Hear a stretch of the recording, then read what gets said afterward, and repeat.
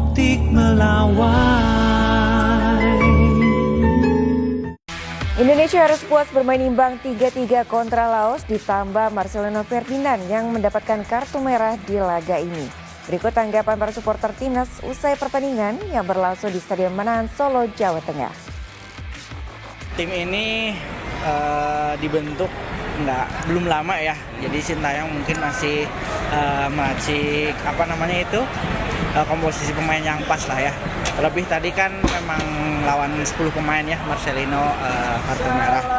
Tapi optimis harus ada, insya Allah Indonesia bisa tetap juara. Untuk pertandingan malam ini melawan Laos cukup bagus, kerja timnya sangat bagus. Sayang Marcelino kena kartu merah, kurang sedikit mengontrol emosinya. Untuk pertandingan kedepannya semoga poin 3 terus. Terima kasih.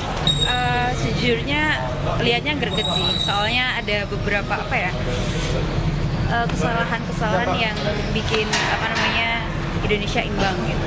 Terus tadi di gol terakhirnya Laos kayaknya itu seharusnya nggak menurutku, soalnya tadi dilihat di tribun harusnya bolanya udah keluar.